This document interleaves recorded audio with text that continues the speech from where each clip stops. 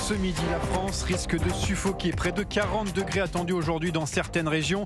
Mais ce n'est pas terminé. Les températures vont continuer de grimper dans les prochains jours. Alors comment nous protéger? Réponse dans ce journal. Et on en parle aussi juste après.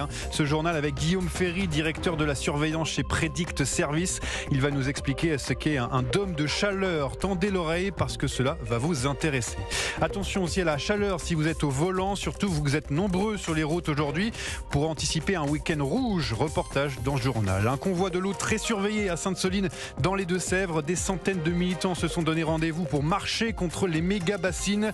Une mobilisation sous haute surveillance. C'est la personnalité préférée des Français. Jean-Jacques Goldman, artiste discret, est mis à l'honneur aujourd'hui par un nouveau livre. Pourquoi fascine-t-il toujours autant aujourd'hui, 20 ans après la fin de sa carrière? C'est l'objet de notre débat tout à l'heure vers 12h45 avec le chanteur du groupe Goldman, Alain Stevez, qui reprend les tubes du chanteur sur scène. Et enfin, juste après le journal, on va décrypter le discours d'Emmanuel Macron hier, qui a mis l'accent sur la jeunesse. Pourquoi? Question que l'on posera à Arnaud Benedetti, professeur associé à l'Université Paris-Sorbonne, rédacteur en chef de la revue politique et parlementaire. Et avant le journal, la tendance météo, Marlène Duret. Chaud, j'imagine. Une alerte orange à la canicule est en cours dans 19 départements, tous ceux de l'Auvergne-Rhône-Alpes, à l'exception de la Drôme et de l'Ardèche, plus la Saône-et-Loire, le Jura, le Doubs, la Corrèze, le Lot-et-Garonne, le Tarn-et-Garonne et le Gers. Merci Marlène Duret. Météo complète tout à l'heure. Europe 1 midi. Informez-vous avec Johan Tritz. Une vague de chaleur s'abat sur la France. Il fait déjà plus de 30 degrés dans le sud-est du pays à la mi-journée. Des températures qui ne vont faire que grimper dans les prochains jours. Il fera plus de 40 degrés dans certaines régions. Imaginez-vous. Mais ne vous inquiétez pas, Delphine Schiltz va nous prodiguer quelques conseils pour se protéger de cette chaleur. Bonjour Delphine. Bonjour Johan. Une chaleur extrême qui a des conséquences non négligeables sur notre santé. Alors comment faire pour mieux vivre cette canicule? Le conseil numéro 1, j'imagine, s'hydrater. Et oui, boire entre 1,5 litre et 2 litres d'eau par jour, c'est l'idéal. Et surtout, n'attendez pas d'avoir soif pour attraper votre gourde. Vous pouvez aussi soigner votre alimentation, comme le préconise Margot Bayard, médecin et vice-présidente du syndicat MG France. Il est conseillé quand même de manger plutôt léger, plutôt frais et assez équilibré pour ne pas mobiliser l'organisme sur une digestion difficile. Et je le redis, la question de l'alcool aussi, qui est quand même un élément important, parce qu'une bière bien fraîche, quand il fait chaud, c'est très agréable, mais ce n'est pas bon pour la santé. Et si vous prévoyez des activités sportives, c'est les vacances, c'est encore le week-end, mieux vaut les reporter à un jour où les températures sont plus clémentes, ou pour les irréductibles, du footing, des randonnées, du tennis. Faites votre sport très tôt le matin, 6h, 7h maximum. Certains seront aussi tentés par un bain de mer, une tête dans un lac ou dans une piscine, et c'est très bon pour le corps. Mais attention, pas aux heures les plus chaudes, privilégiez les zones de baignade surveillées, entrez progressivement dans l'eau, on se mouille la tête, la nuque, le ventre. Vigilance toute particulière pour les enfants, accompagnez-les dans l'eau et ne les quittez pas des yeux. Je vais attendre pour faire du vélo aujourd'hui. Merci beaucoup Delphine Schiltz pour ce point complet. Tout à l'heure, une nouvelle réunion de crise se tiendra place Beauvau à l'initiative d'Elisabeth Borne, la première ministre qui a adressé un message de vigilance à la population sur les réseaux sociaux. La plateforme nationale Canicule Info a été activée par le gouvernement, joignable au 0800 06 66 66, numéro gratuit. La plateforme téléphonique est ouverte de 9h à 19h. Une chaleur étouffante en France, mais dans le monde, personne n'est vraiment épargné. Surtout le Canada qui a battu plusieurs records de température. Le pays qui lutte contre les flammes depuis plusieurs semaines. 13 millions d'hectares de forêt sont déjà partis en fumée. C'est comme si tout le nord-ouest de la France avait brûlé. Des centaines de milliers d'habitants ont dû fuir les flammes. Yellowknife dans le nord-ouest et ses 20 000 habitants ont dû même être évacués. Alexandre Lepoutre, vous êtes le correspondant d'Europe 1 au Canada. Quelle est la situation sur place ? C'est une véritable course contre la montre. Les 20 000 habitants de cette capitale du Grand Nord canadien ont jusqu'à aujourd'hui midi, heure locale, pour évacuer la ville. Depuis 2 jours, les flammes se rapprochent et on voit d'impressionnantes files d'attente à l'aéroport et sur la route. Il faut dire que cette opération est un grand défi logistique. C'est une région reculée du Canada et une seule route relie Yellowknife au reste du pays. Alors, tant bien que mal, ces milliers de personnes tentent de rejoindre la province voisine de l'Alberta, où déjà les centres d'évacuation sont pleins. Des avions militaires et commerciaux ont aussi été affrétés pour évacuer ceux qui n'ont pas de voiture. Et le temps est compté car les autorités craignent que le feu de forêt atteigne la capitale ce week-end. Rebecca Alti, la maire de Yellowknife. On encourage les gens de partir maintenant. Le feu approche et c'est pas seulement le feu, mais le fumée dans les prochains quelques jours va être très épais. Chez les habitants, la crainte de retrouver une ville rasée par les flammes est dans tous les esprits. L'état d'urgence est décrété sur l'ensemble des territoires du Nord-Ouest. Un épisode de plus dans cette saison historique au Canada.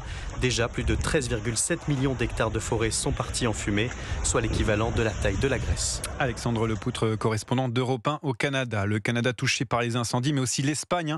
L'île de Tenerife subit ses plus graves incendies depuis 40 ans. 1% de la superficie de l'île de l'archipel des Canaries a brûlé. Retour en France maintenant. Vous avez peut-être déjà dû le remarquer, il y a du monde sur les routes. Bison Futé classe la journée en orange. Ce sera rouge dans le sens des retours ce week-end. Du coup, on anticipe en partant dès ce vendredi. Reportage de Chloé Lagadou. Coffre de toit et vélo accrochés à l'arrière de la voiture, Ghislaine et Pascal partent en vacances sur la Côte d'Azur. Objectif, éviter les embouteillages. Alors on vient de Liévin et Hauts-de-France et on s'en va à Saint-Cyprien. Donc on est parti de bonne heure ce matin et on part vendredi pour pas les bouchons, les rentrées de vacances, voilà. On l'a fait pendant des années, privilégier la semaine pour avoir moins de véhicules sur la route. Partir la veille du week-end, une solution pour ne pas être coincé dans les bouchons et profiter d'un trajet plus paisible. Et là on va dormir en route, on va dormir à Clermont-Ferrand et demain on prend notre temps. C'est ça l'avantage aussi de partir la veille. Du coup on court pas et on a le temps et on est reposé et c'est agréable. Nous on n'a pas de stress. Nous, la route, elle est bien pour nous. Donc... Regardez le bouchon, il n'y a personne. On est au péage, il n'y a personne. C'est génial. Alors, les vacances, elles vont bien commencer. Mais avant d'être les pieds dans l'eau, Ghislaine et Pascal ont encore plusieurs heures de route. Et en cette période de canicule, n'oubliez pas de vous hydrater et de ne pas laisser les enfants dans votre véhicule, même quelques minutes. Et attention, si vous êtes actuellement en voiture, soyez très prudents. Actuellement, la circulation est extrêmement perturbée sur l'A13 dans les Yvelines à cause d'un accident. Plusieurs véhicules sont entrés en collision. Pour l'instant, le bilan est de 1 mort et plusieurs blessés. Midi 7 sur Europe 1, direction Sainte-Soline maintenant, ville des Deux-Sèvres bien connue aujourd'hui. Lieu de lutte entre des écologistes et certains agriculteurs autour des méga-bassines, ces réserves d'eau géantes. Aujourd'hui, des centaines de personnes se sont donné rendez-vous pour manifester contre ces retenues. Une manifestation itinérante. Le but est de rejoindre Paris sous une dizaine de jours. Une mobilisation sous haute surveillance parce que les contestations sont vives depuis plusieurs mois avec de nombreux affrontements, Louis Salé. Oui, tout est parti de la construction d'immenses réserves d'eau dans le Poitou, certaines de la taille d'une centaine de piscines olympiques. Elles sont 16 en tout en projet, comme celle de Sainte-Soline dont le chantier a démarré en octobre 2022. L'idée, prélever dans les nappes l'hiver afin d'irriguer les champs et abreuver les élevages l'été. Un besoin essentiel pour les agriculteurs du coin, mais un accaparement injuste de l'eau de plus en plus rare pour les écologistes qui prônent, eux, un changement des pratiques agricoles.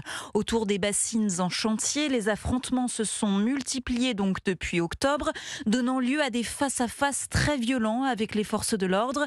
Bilan de la journée du 25 mars à Sainte-Soline, des dizaines de blessés graves des deux côtés.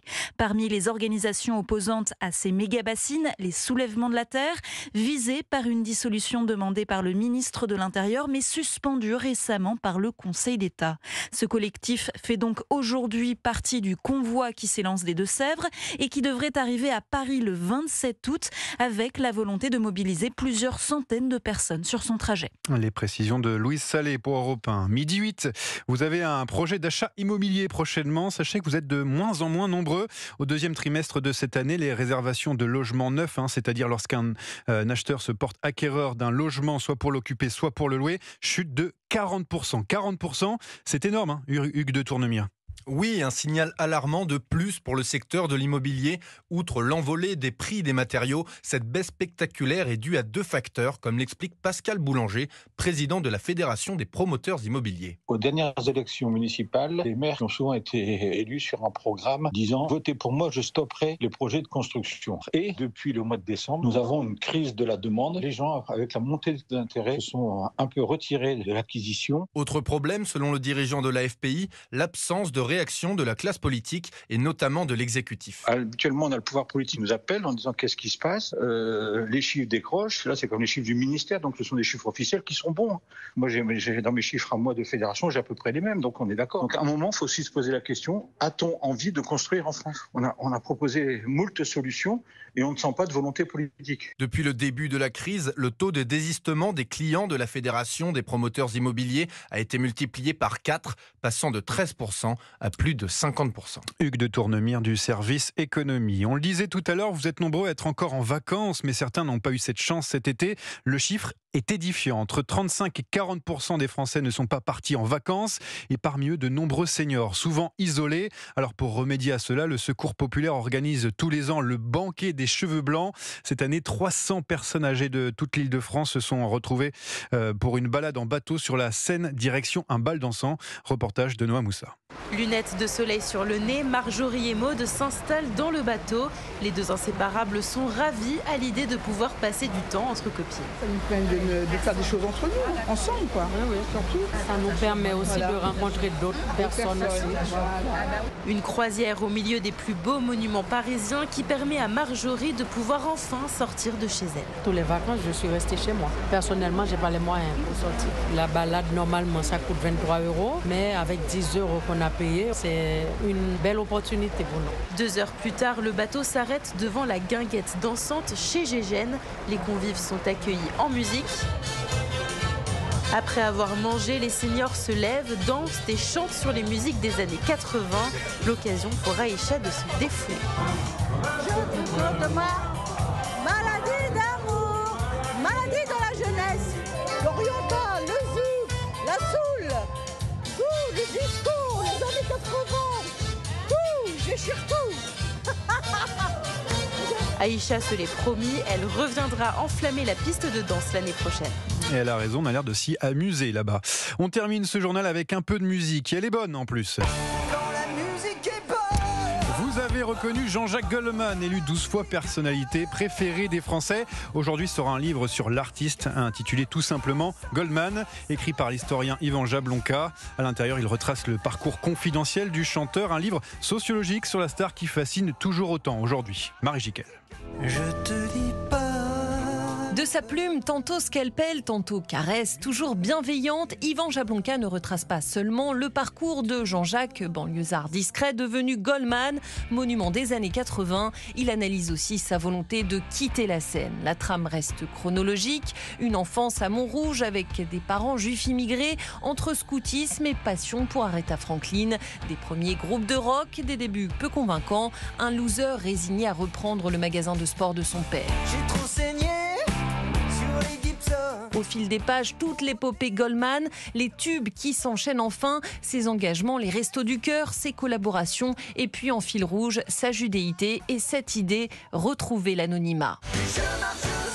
Yvan Jablonka invente même le syndrome Jean-Jacques, une célébrité qui ne supporte pas d'en être une, d'où l'exil à Londres. Personnalité préférée des Français et pourtant la plus absente, Goldman incarne la star anti-star. Un puzzle passionnant complété par une dernière pièce, l'influence de Goldman qui cumule les millions d'écoutes sur les plateformes de streaming musical 20 ans après l'arrêt de sa carrière.